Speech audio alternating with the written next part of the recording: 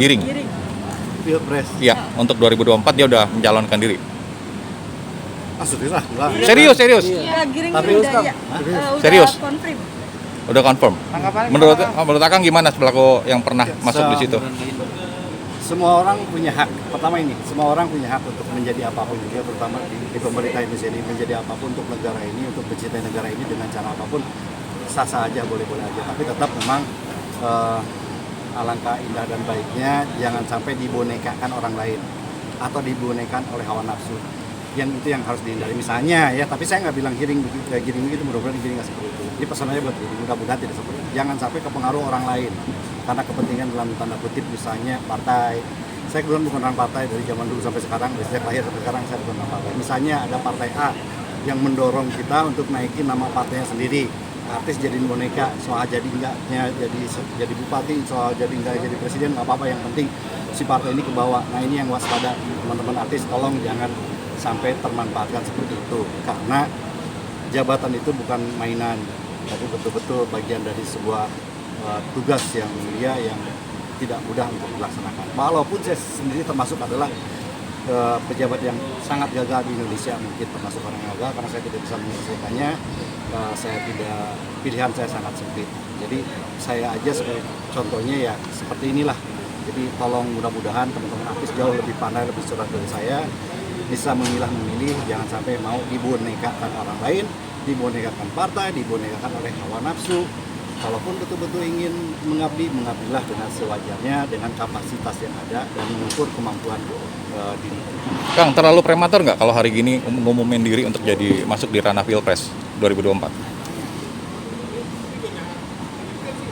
Ya kalau untuk Giring mungkin ya supaya memicu agar dia bisa belajar, mungkin bisa dibilang nggak terlalu prematur, ya nggak apa-apa, supaya dia punya spirit untuk bisa belajar di hari haknya, kan butuh masih lama, ya nggak masalah. Kalau untuk yang sudah kalau secara strategi politik kayaknya terlalu prematur, tapi kalau untuk Giring ya karena memang pasti akan butuh waktu untuk belajar, memahami pola dan sistem segala macam, dan tidak menutup kemungkinan bisa berubah di tengah jalan atau di pas menjelang-jelang itu, tidak menutup kemungkinan bisa jadi berubah. Artinya dengan posisi Giring berada di partai yang termasuk baru, kansnya seperti apa, Kang? Oh, partainya baru ya? PSI. Ya itu kan termasuk di Pilpres yang kemarin tuh, Iya. yang ikut rame juga gitu kan? Iya. Ya memang. Ya, aduh bingung saya komentari ya. Ya kaget juga, demi Allah saya baru dengar juga ya kalau memang. Tapi memang partai itu memang partai yang cukup berani mencoba membuat gebrakan-gebrakan, terlepas soal hasilnya ya. Tapi bikin gebrakan-gebrakannya lumayan sih, bikin hal yang ya untuk secara pemberitaan lumayan seksi sih. Jadi teman-teman wartawan juga langsung begini kan tuh, langsung. Alhamdulillah emang luar biasa. Ya mudah-mudahan, tapi itu bukan strategi politik, strategi pencitraan, tapi betul pencitraan partai, pencitraan yang lain-lainnya, tapi betul-betul ingin mengabdi. Salah. Kalau memang ini bagian dari pencitraan, mudah-mudahan cepat sadar aja. Artinya posisi presiden dimunculkan seorang anak muda udah pas belum sih, Kang? Hari ini memang kalau boleh jujur, saya secara pribadi berharap bukan cuma presiden, bahkan kabinet dan beberapa hal memang harus banyak yang harus diremajakan, baik dari sisi pola pikir dan segala macamnya. Kenapa? Karena sekian lama, sekian tahun negara kita sudah cukup banyak yang teracuni oleh pola-pola pikir kepemimpinan, pola-pola pikir pemikiran jabatan manja yang harus segera dirubah dengan pikiran-pikiran yang lebih cepat. Kadang-kadang apa yang disampaikan, bukan kadang-kadang, sering juga ya, memang yang disampaikan oleh teman-teman PSI ini sebetulnya ada representasi dari ungkapan anak-anak muda melihat kondisi hari ini, bahwa kalau kasarnya nih, ini yang tua nih udah nggak tahu diri, udah yang muda aja, kurang lebih kayak begitu. Nah mungkin udah seperti itu. Tapi kalau misalnya yang tua ini nggak mau dibilang seperti itu, maka mudah-mudahan yang sudah menjabat sekarang, ayolah berbenah diri untuk tidak lagi menjadikan sebuah kekuasaan sebagai alat untuk mendiamkan kita dengan cara keras, tapi betul-betul untuk memeluk kita dan bersama-sama untuk membangun negeri ini. Insya Allah akan lebih baik. Tapi kalau misal bersikeras dengan gaya-gaya yang kurang elegan, pertanyaan tadi bisa dijawab dengan bahwa ya kita butuh anak muda untuk pemimpin baik itu tingkat presiden, gubernur, bupati, bahkan jajaran. Kang, mungkin banyak netizen menyarankan Giring kembali ke dunia musik aja, Kang. Karena kurang percaya gitu mungkin. Saya secara pribadi nggak berani menilai karena saya belum ngobrol banyak sama Giring, walaupun pernah selintas ngobrol. Kalau dulu mungkin saya masih menilai Giring belum siap, mau nggak nih, belum siap nih. Pernah, tapi itu dulu, mungkin sekarang udah siap, saya nggak tahu, udah lama saya nggak ketemu. Tapi kalau dulu saya merasa bilang Giring belum siap, belum tahu banyak apa yang terjadi di dalam.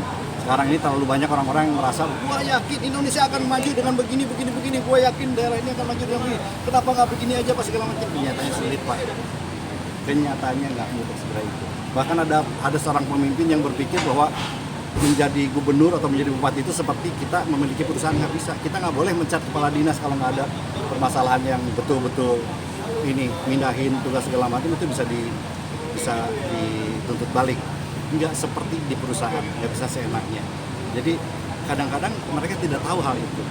Kadang-kadang juga ada para calon kepala daerah yang menjadi kepala daerah atau mencalon menjadi kepala daerah hanya karena ingin punya kekuasaan biar bisnisnya lancar, biar bisa parkir seenaknya, biar ini. Jadi nawaitunya udah ngacok semuanya kebanyakan. Nggak tahu, mudah-mudahan mungkin Allah sedang memperlihatkan saya dengan orang-orang seperti itu, karena yang datang ke saya, ketemu saya rata-rata begitu pikirannya. Ya sedih lah, tapi mudah-mudahan di luar sana masih banyak yang lebih baik. Kang, kalau dari kalangan selebritas mentok rata-rata di kepala daerah. Nah, posisi sekarang Giring mencoba bermain di ranah pilpres. Itu berlebihan nggak sih, Kang?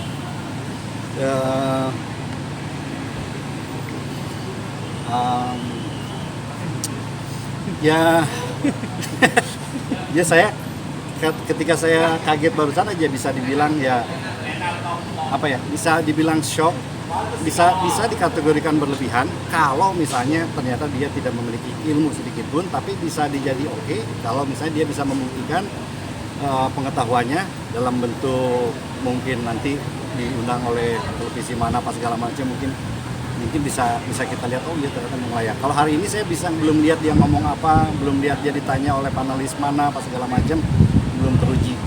Nah, tapi kalau memang dia betul-betul ingin menjadi lebih siap lagi, mudah-mudahan waktu menuju ke pencalonan nanti dijadikan waktu yang panjang ini menjadi tempat untuk dia lebih belajar lebih mengenai Indonesia, karena nggak ada di buku kepemimpinan itu.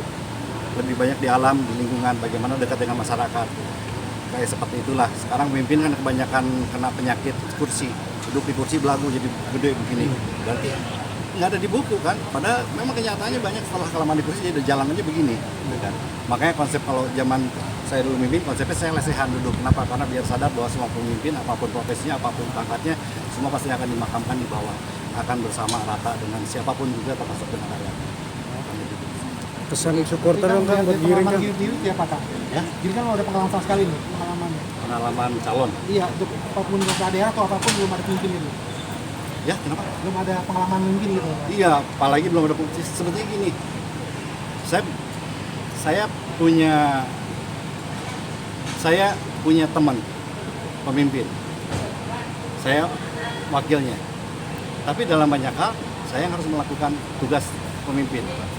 Saya membuat sebuah konsep penanggulangan kemiskinan. Saya membuat beberapa terobosan dan segala macam. Saya mencoba menyatukan orang yang berantem. Saya menyatukan orang yang debat. Saya mengajak para pejabat untuk sama-sama menjadi satu. Saya mengajak anggota dewan agar mencontoh konsep piagam Madinah yang dilakukan Rasulullah. Akhirnya saya lakukan tugas seorang pemimpin. Padahal saya belum pernah jadi pemimpin. Jadi bisa tidaknya menjadi pemimpin sebetulnya sangat tergantung dari di atas. Karena pemimpin ini bukan seperti profesi biasa. Ini adalah amanah suara rakyat dari Allah. Saya pernah dibilang oleh seorang gubernur, wah Kang Diki pinter ya, katanya bisa hafal begini. Ya, saya cuma lulusan SMA Pak. Saya cuma lulusan SMA, saya jadi pejabat itu saya nggak tahu karena Allah. Saya bisa membuat program ini, saya membuat RKPD, RPJMD pola seperti ini bukan karena saya pintar, karena saya nggak sekolah cuma lulusan SMA. Kenapa saya bisa? Karena ketika saya meraih atau mengejar jabatan saya ini dengan cara yang insya Allah dengan jalan Allah, dengan jalan yang benar, maka saya yakin saya akan dimudahkan oleh Allah dalam bekerja. Jadi kalau bicara yang tadi, pengalaman pas segala macam akan kalah apabila dia betul-betul menjalankan apa yang dia kejar itu dengan cara yang benar.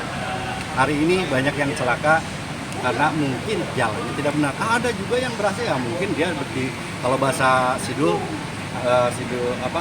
dibantu sama setan gitu kan. Ya yakinlah pasti akan ada jalan keluar baik kalau menggunakan cara yang baik dan benar. Kalah pun akan terhormat, menang pun akan dibantu oleh Allah dalam setiap masalah yang akan dihadapi. Siap. Terima kasih teman-teman. Terima kasih, Kang. Terima kasih ya.